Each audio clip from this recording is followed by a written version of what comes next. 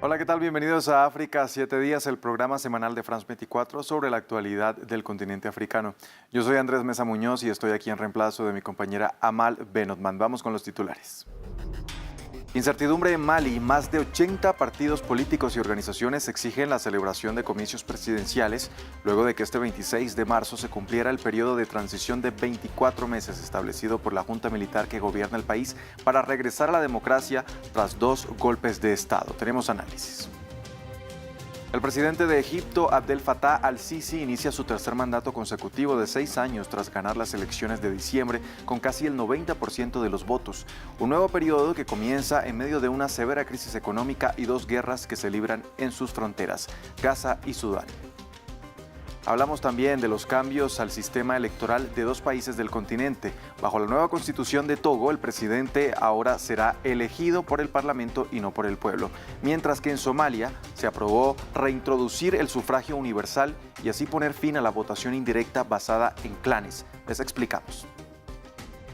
Vamos a empezar en Mali. 2 grupos de más de 80 organizaciones y partidos políticos emitieron comunicados exigiendo a la junta militar que gobierna el país la celebración de elecciones presidenciales lo antes posible. Esto luego de que el pasado 26 de marzo se terminara el periodo de transición de 24 meses que fue establecido en 2022 para regresar a la democracia a esta nación africana que ha sufrido 2 golpes de Estado.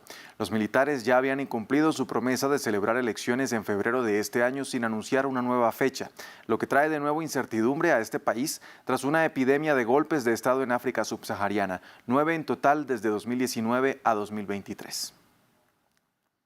Previamente hablamos con Jesús Romero Cote, él es periodista especializado en África, quien nos explicó cuáles son las razones de que esta junta esté atornillada en el poder. Pues hay varias razones y quizás la más simple de todas es porque no quieren dejar el poder y porque tampoco hay nadie que les obligue a dejar el poder. Ahora mismo las juntas del Sahel, tanto Mali como Burkina Faso como Níger, se encuentran en un proceso de cambio de socios internacionales. Han ido forzando poco a poco a Francia principalmente, pero también a la Unión Europea, a salir de la región y están optando por Rusia. A nivel interno han ido reprimiendo a la oposición civil.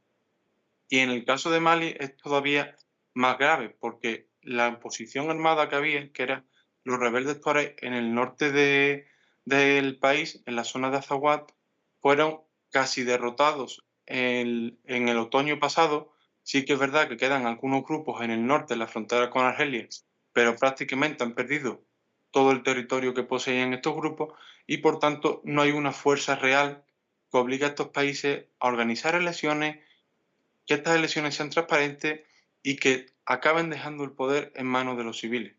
¿Cuál es la alternativa que se presenta? Pues desde mi punto de vista y tras analizar la situación, hay dos alternativas y creo que las dos son malas o muy malas. Una es que a estas juntas militares la suceda otro gobierno militar por medio de otro golpe de Estado o en su lugar que acaben derrotadas a una forma, de alguna manera, por los grupos terroristas que evidentemente se están haciendo cada vez más fuertes en la región. También le consultamos a Romero sobre cuál es el alcance real de estas juntas en materia de poder. Sí, realmente si no quieren convocar elecciones no las van a convocar. Ha quedado, ha quedado en evidencia porque, por ejemplo, en el caso de Mali, se organizó un referéndum constitucional. Es verdad que el referéndum dejó muchas dudas, que no todos los habitantes de Mali pudieron votar, que el proceso no fue transparente, pero se hizo un esfuerzo por parte del poder para organizar al menos un proceso de votación. En el caso de las elecciones, si estamos hablando de que en junio se organiza este referéndum constitucional, 3 meses después, en septiembre, el propio gobierno de Mali dice que aplaza las elecciones de febrero porque tiene problemas logísticos para organizar unas elecciones.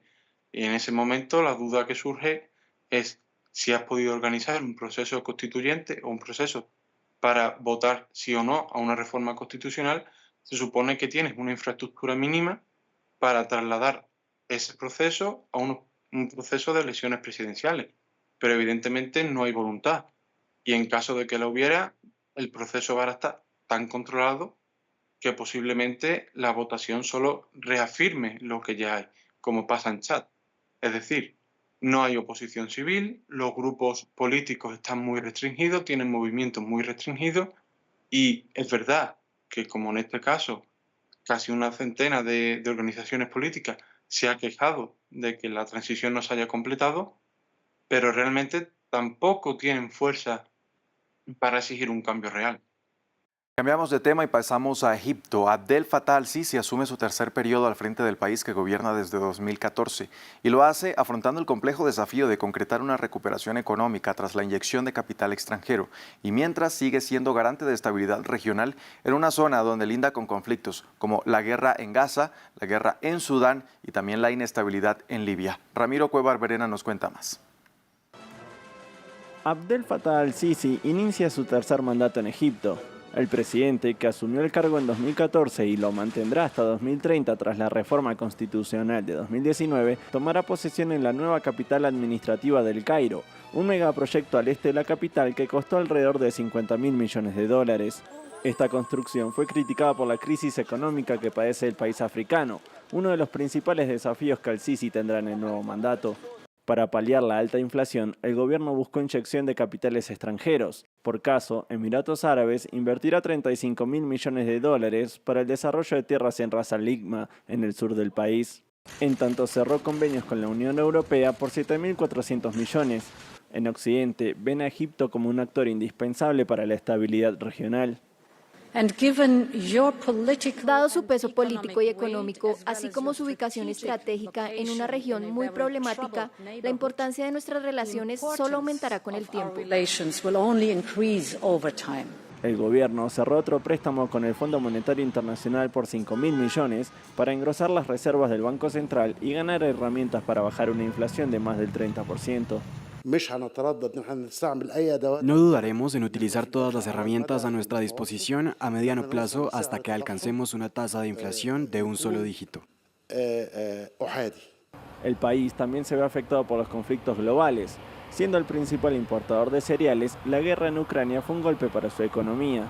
Los ataques hutíes en el Mar Rojo disminuyeron los ingresos en el Canal de Suez, mientras está rodeado de guerras como la de Sudán, de la cual hay más de 300.000 refugiados en el país, y la Franja de Gaza. Un panorama adverso para al-Sisi que buscará sacar a flote a Egipto en un contexto apremiante.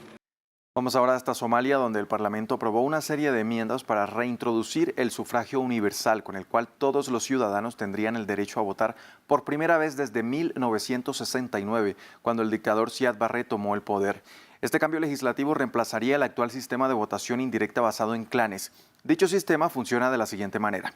Los ancianos de los principales clanes del país eligen a una serie de delegados. Estos escogen a los 275 miembros de la Cámara y a los 54 senadores que a su vez eligen al presidente. Los legisladores ya aprobaron 4 de los 15 capítulos que deben ser modificados como parte de la reforma. Analistas creen que el sufragio universal aún tendría otros desafíos como la inseguridad, ya que el gobierno federal no controla todo el territorio que ha sido azotado por una ola de violencia del grupo terrorista Al-Shabaab. Otro cambio en el sistema electoral se dio en Togo, donde sí tenían el sufragio universal desde su independencia en 1960. Ahora, bajo la nueva constitución, no serán los ciudadanos los que escogerán al presidente, sino el Parlamento. La nueva carta también alarga el periodo presidencial de 5 a 6 años. Si el actual mandatario, Faure Gnassingbé, quien sucedió a su padre en 2005, llega a ser reelegido en 2025, lo que es muy probable ya que su partido controla el Parlamento, significa que estará en el poder hasta 2031 y esto genera opiniones divididas entre los togoleses. Esto significa que ya no vamos a elegir al presidente de la República como lo hacemos. Se trata de una técnica para mantener en el poder al presidente Faure Gnassingbé. Es algo bueno, porque hemos tenido experiencia con un sistema presidencial durante los últimos 60 años y sabemos lo que produjo. Creo que necesitábamos encontrar un mecanismo que nos permitiera experimentar con algo nuevo. Esta semana el cacao alcanzó un máximo histórico por encima de los $10.000 la tonelada en Nueva York. Un alza que se explica por los temores sobre una crisis de oferta. Ghana, por ejemplo, el segundo productor de cacao, atraviesa una crisis de producción amenazada por la extracción ilegal de oro y el cambio climático. El país forma parte de las 4 naciones africanas que producen el 75% del cacao mundial. La escasez de granos de cacao, materia prima del chocolate, ha hecho que los precios de este grano casi se tripliquen en los últimos 12 meses. Más en el siguiente informe. Esta parcela de 27 hectáreas estaba repleta de casi 6.000 árboles de cacao el año pasado. Hoy quedan menos de una docena. El paisaje despojado, con pozos de aguas residuales contaminadas con cianuro, es víctima de los mineros ilegales, también conocidos como galamsey. Para Janeb Gyamfi, la destrucción de su tierra es un golpe devastador. Mi trabajo, mi medio de vida, todo fue destruido y no es fácil. Duele. No es que haya otro trabajo en ninguna parte en el que pueda confiar. No tengo ninguna fuente de ingresos en ninguna parte. Gyamfi había resistido las amenazas de los galamseyers para que les vendiera su plantación, cuando el pasado mes de junio unos guardias armados le bloquearon la entrada y arrancaron todos sus árboles usando excavadoras. Y este no es un caso aislado. En todo el país, las plantaciones de cacao están cediendo terreno a los mineros del oro. Según un estudio realizado hace 4 años por la Junta de Comercialización de Cacao de Ghana, se habían perdido unas 20.000 hectáreas de tierra a manos de los galamsey. Si se pierden todas estas explotaciones, se pierde productividad como consecuencia de la minería ilegal. Entonces su impacto en la industria es uno que realmente estamos luchando por afrontar. También se avecina otro problema: el cambio climático. Ghana y la vecina Costa de Marfil, que durante mucho tiempo fueron potencias mundiales indiscutibles del cacao, con más del 60% del suministro mundial, se enfrentan esta temporada a cosechas catastróficas. Además, las plantaciones en Ghana se enfrentan a un virus mortal que está acabando con los árboles. Cocobot calcula que 590.000 hectáreas han sido infectadas por el virus de los brotes hinchados. La situación puede significar el principio del fin de la supremacía cacaotera de África Occidental, abriendo la puerta a nuevos productores, particularmente en América Latina.